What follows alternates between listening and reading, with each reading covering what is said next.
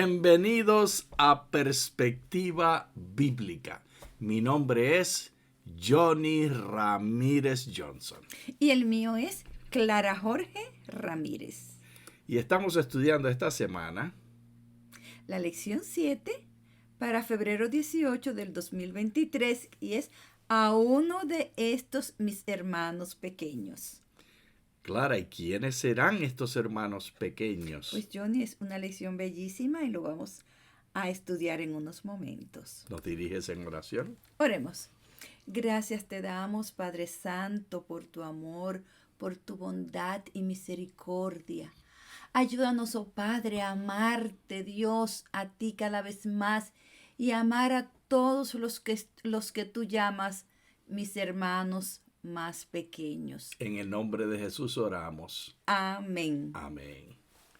Clara, qué bien has orado, recordándonos la necesidad de identificar a quienes Dios identifica como centro de atención. Y estos hermanos pequeños se mencionan en muchos lugares. El lugar que más agudo, que más penetrante, que más impresionante los menciona es en una escena de juicio, Clara.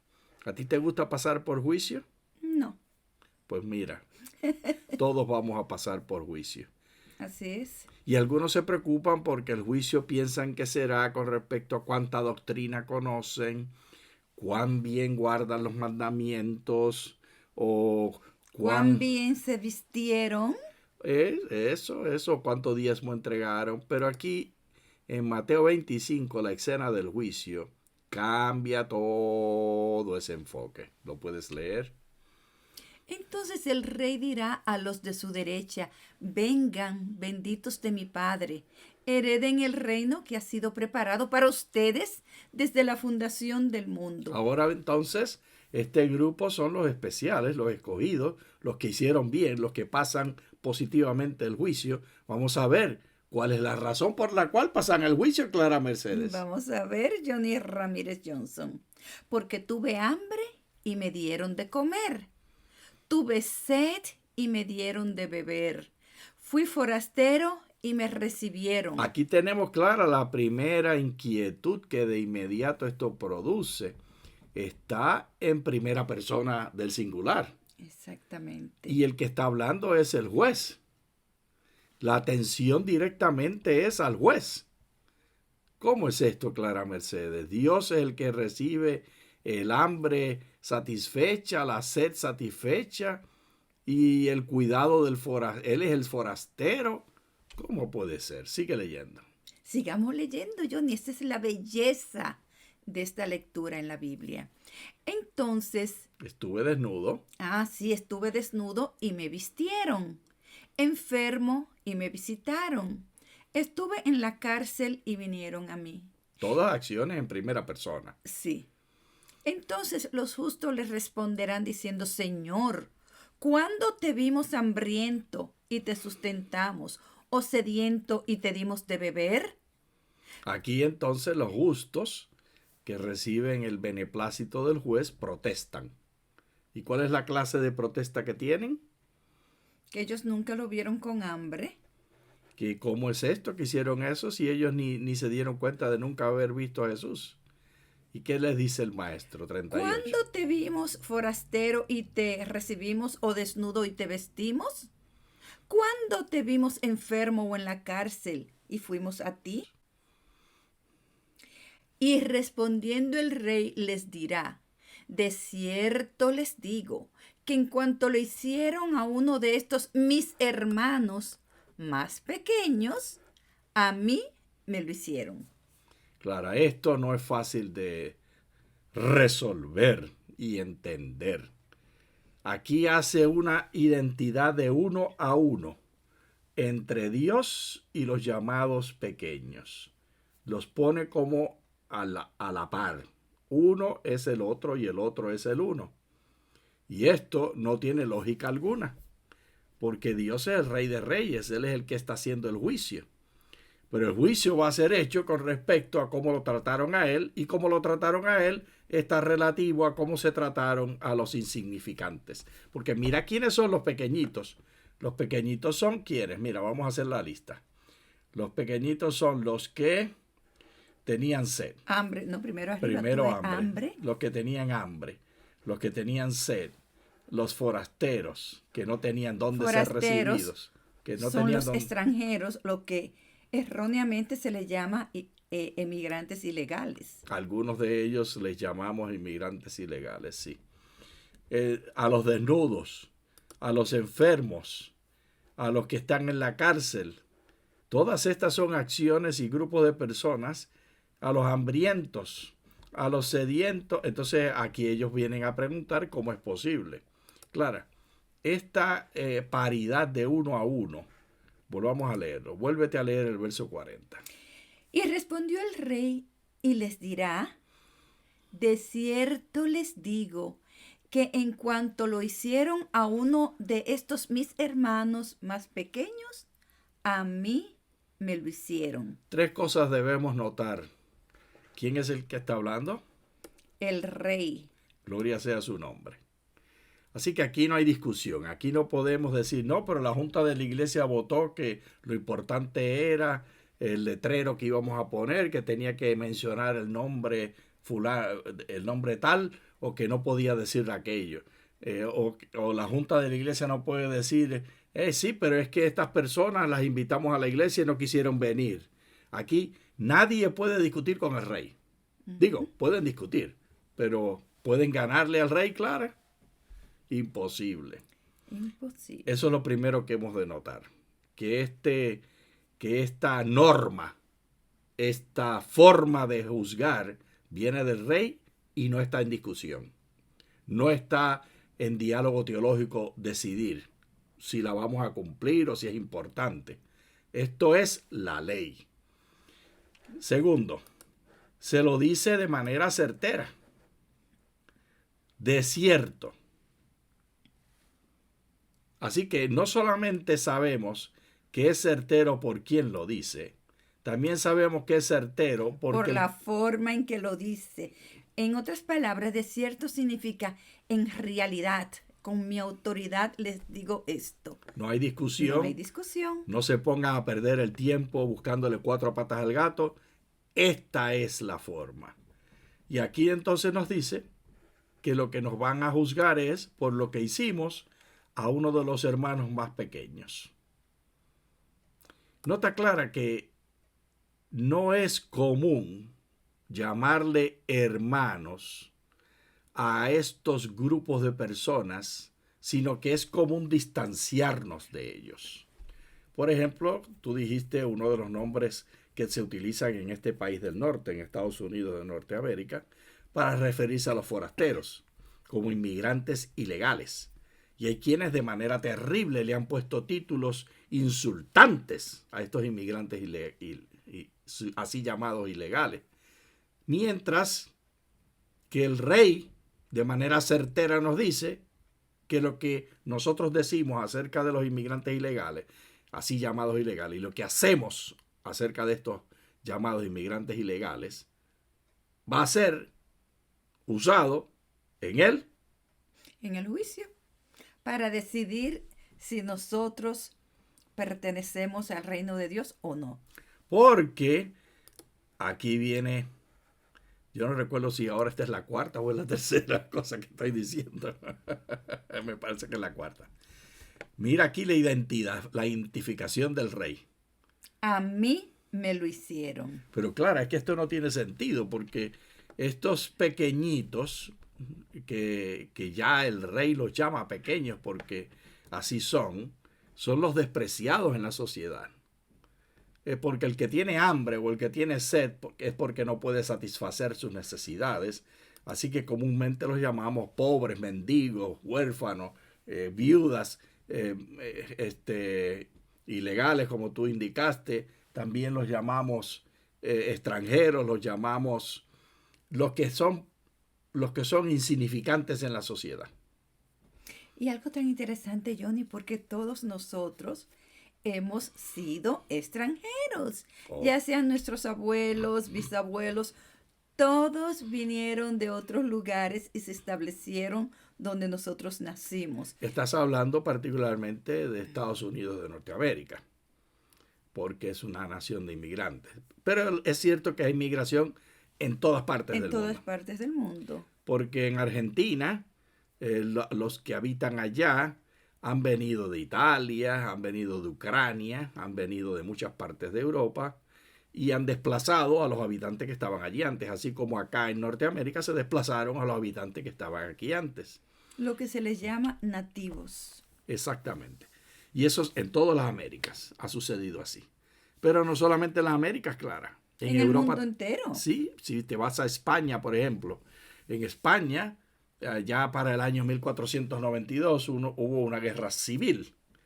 Porque después de 500 años de estar habitando allí de manera intermitente entre paz y guerra, pero finalmente estaban en paz, musulmanes árabes con los de las tribus del norte que habían descendido al sur para habitar en España, y los nativos de España y aquellos que venían de Francia que se quedaron en España. España es un país de mucha gente, de muchas sangres, y estaban allí por 500 años, los expulsaron finalmente.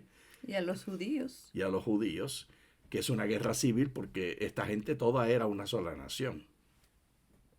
Entonces, ellos pretenden formar una nueva nación y esta nueva nación, primero expulsaron a los que estaban allí, que eran de allí antes, y luego ellos mismos son una mezcla de visigodos que bajaron del norte, de tribus, de vándalos y de otros que se juntaron y se mezclaron, todos migrantes. Así que lo que tú dices se cumple no solamente en las Américas, sino los que vinieron a las Américas, sus ancestros eran también inmigrantes, claro. De diferentes lugares. De diferentes lugares. Johnny, y si vemos el relato bíblico, todos vinimos de Armenia, porque el arca de Noé se estableció en el monte Ararat, que queda en Armenia. Entonces, todos nosotros somos inmigrantes de Armenia. Fascinante, claro. Es fascinante. Léenos entonces Lucas 4. Fue a Nazaret donde se había criado y conforme a su costumbre el día sábado entró en la sinagoga y se levantó para leer. Se le entregó el rollo del profeta Isaías y cuando abrió el rollo encontró el lugar donde estaba escrito: El Espíritu del Señor está sobre mí, porque me ha ungido para anunciar buenas nuevas a los pobres. Me ha enviado para proclamar libertad a los cautivos y vista a los ciegos, para poner en libertad a los oprimidos y para proclamar el año agradable del Señor.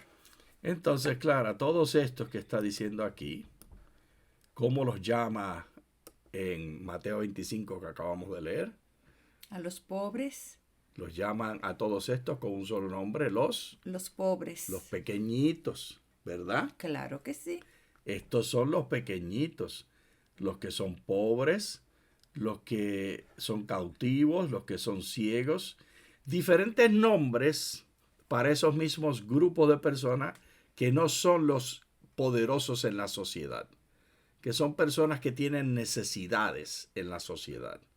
Estas personas fueron los que Jesús vino a proclamar, las buenas nuevas. Y lo hace y lo dice basado en el profeta Isaías y las profecías del Antiguo Testamento. Es decir, Jesús no es capricho que está haciendo esto, sino que está cumpliendo las profecías del Antiguo Testamento.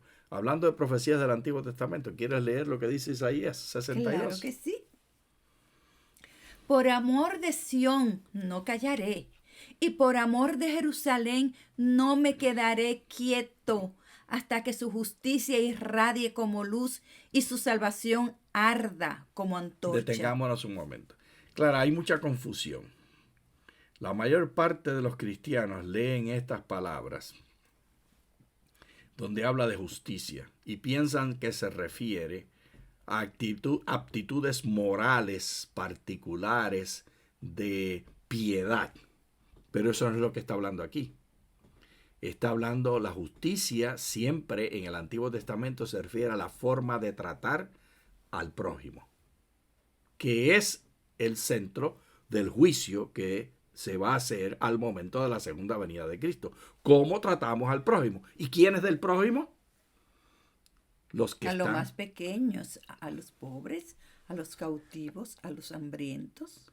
El juicio siempre es en base a justicia, pero esa justicia no está basada en las cosas morales o en la piedad o en la santidad, así llamada santidad, que nosotros podamos demostrar y la pureza de nuestra doctrina. Estará basada en la justicia que tiene que ver con cómo tratamos a las personas. Sigue leyendo. El verso 2. Entonces las naciones verán tu justicia y todos los reyes tu gloria, y te será dado un nombre nuevo que la boca del Señor otorgará. Esa justicia que ellos van a ver, todas las naciones, está basada en la forma de actuar, en la forma de tratar a los necesitados, en lo que el Mesías habla del cumplimiento de las profecías mesiánicas que estaban basadas en las buenas nuevas, que eran restauración para los necesitados, Clara Mercedes. Y esa restauración para los necesitados es lo que te toca. Enséñame las manitas. Esas manitas tuyas, Clara, tan preciosas que son. Si quieren hacer trabajo de justicia, lo que tienen que hacer es preocuparse por los necesitados. En el caso de nosotros, por ejemplo, los necesitados que comúnmente vemos son estudiantes. Y tú continuamente estás en contrario a mi beneplácito. Yo estoy quejándome por eso todo el tiempo, pero tú siempre estás comprándole ropita a las estudiantes y cuando se la entregas ellas están tan felices. Y yo, ¿para qué estás haciendo eso? ¿Por qué estás comprando estas cosas? ¿Y tú qué dices? Porque sí. No, pero ¿cómo que porque sí? No es porque se las quieres dar a estas. Claro. Entonces explícate. Para dar felicidad a otras personas.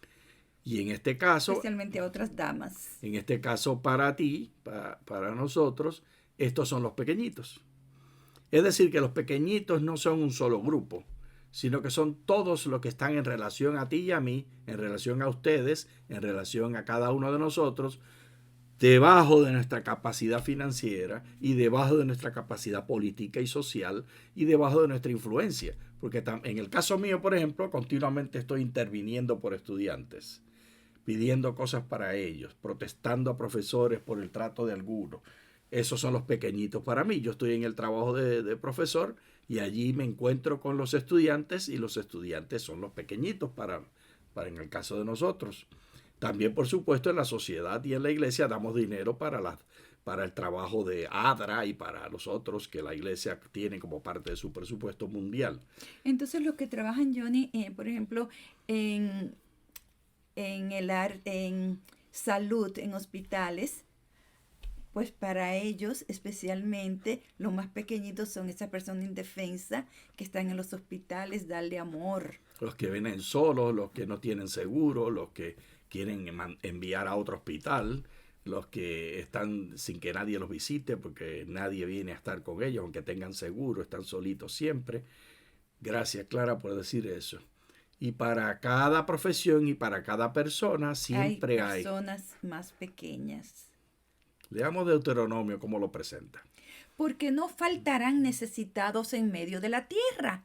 Por eso yo te mando diciendo, abrirás tu mano ampliamente a tu hermano, al que es pobre y al que es necesitado en tu tierra. Interesantemente, como leímos en Mateo 25, se hacía una paridad entre Dios, el rey, y los necesitados, que los llama los más pequeñitos. Pero aquí la paridad la hace con los habitantes de Israel. Son tus hermanos, todos los necesitados. Nuestros vecinos, los que viven en nuestras ciudades. En el caso de nosotros, de nuevo, porque tenemos que hablar de la experiencia nuestra para poder dar ejemplo para la experiencia de cada uno de ustedes.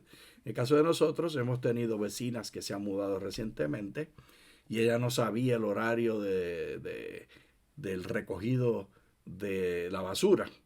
Así que yo le saqué los zafacones y se los puse y después se los guardé. Y ella después nos vio, la saludamos y decía, ¿y quién sería que me sacó y que guardó? Estas son cosas pequeñas e insignificantes, Clara, que no pretendo tener ningún mérito con eso. Pero estoy dando ejemplos de cómo los hermanos pequeñitos no son una sola cosa, sino que son todos en diferentes grados de necesidad psicológica, de necesidad física, de necesidad de salud, diferentes. Y mira cómo es que dice que tenemos que hacer. Abrirás tu mano ampliamente. Enséñale las manitas de nuevo, Clara. ¿Cómo es que hay que abrirlas? Ampliamente. Para abarcar a los más posibles. Sí. Y esa tiene que ser la política de cada familia, la política de cada cristiana, de cada cristiano y de cada iglesia. La política de la iglesia en su culto, en sus reuniones semanales, en su obra misionera, en sus campañas, siempre tiene que tener como centro cómo abrir las manos más amplias, cómo servir a más personas. Léenos, Clara, lo próximo. He aquí, uno vino a él y le dijo, Maestro, ¿qué cosa buena haré para tener la vida eterna? Mira que esa preocupación de al ganar vida eterna y de tener vida eterna es una preocupación que ha sido desde el inicio de la humanidad. Él le dijo, ¿por qué me preguntas acerca de lo bueno? Hay uno solo que es bueno, pero si quieres entrar en la vida, guarda los mandamientos. Ahora aquí dice Jesús contestándole lo que él espera que le digan, que hay que guardar los mandamientos. Le dijo, ¿cuáles? Jesús respondió, no cometerás adulterio, homicidio, no robarás, no dirás falso testimonio, honra a tu padre y a tu madre, amarás a tu prójimo como a ti mismo. El joven le dijo, todo esto he guardado, ¿qué más me falta? Jesús le dijo, si quieres ser perfecto, anda, vende tus bienes y dalo a los pobres, y tendrás tesoro en el cielo, y ven, sígueme. ¿Qué te parece, Clara? ¿Está facilita esa prescripción que le dio Jesús a este jovencito, a este muchacho?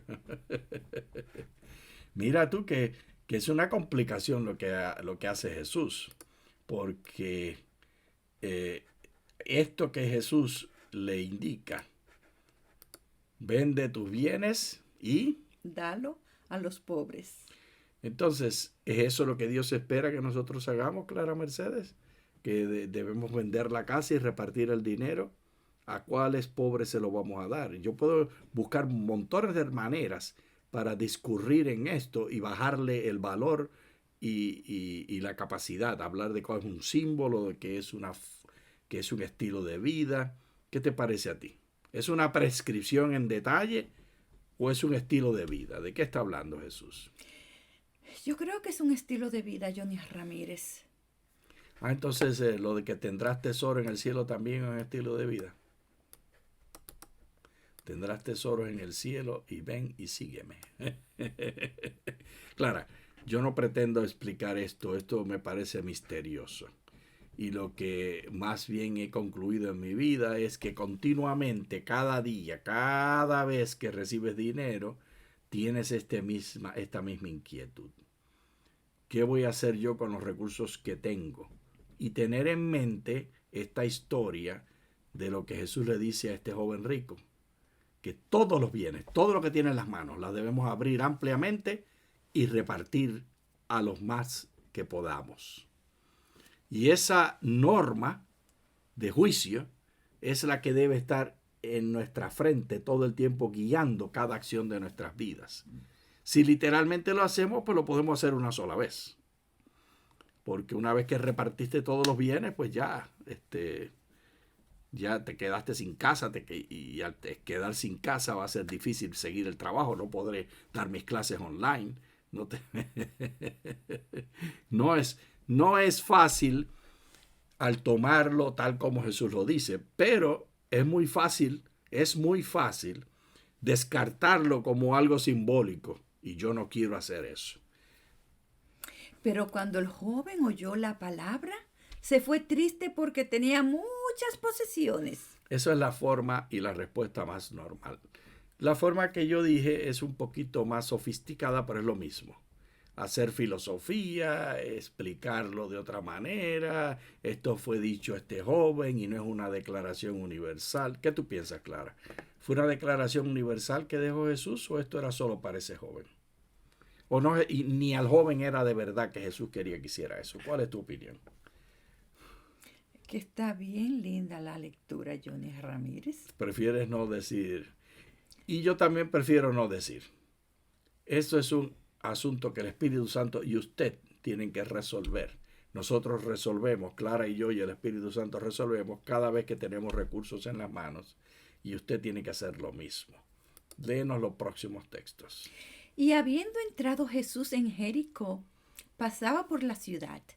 Y he aquí un hombre llamado Zaqueo, que era un principal de los publicanos y era rico. Detengámonos. ¿Qué es esto de publicanos? Clara, publicanos quiere decir el grupo que cobraba impuestos y que estaba en relación con los de poder, pero no eran religiosos completamente, pero estaban asociados y aceptados en la clase alta. Sigue leyendo. Procuraba ver quién era Jesús, pero no podía a causa de la multitud, porque era de pequeño en estatura. Entonces corrió delante y subió a un árbol sicomoro para verle, pues había de pasar por allí. Nosotros tenemos enfrente de nuestra casa 3 árboles de sicomoro, y cada vez que yo me paro así en el frente y los veo, pienso en Zaqueo. ¡Ay, qué belleza! Cuando Jesús llegó a aquel lugar, alzando la vista, lo vio y le dijo: Zaqueo, date prisa, desciende, porque hoy es necesario que me quede en tu casa. Entonces él rápido descendió y lo recibió gozoso. Al ver esto, todos murmuraban diciendo que había entrado a alojarse en casa de un hombre pecador. Entonces Zaqueo, puesto en pie, dijo al Señor: He aquí, Señor, la mitad de mis bienes doy a los pobres, y si en algo he defraudado a alguno, se lo devuelvo cuadriplicado. Claro, entonces Zaqueo hace una adaptación de lo que Jesús pidió.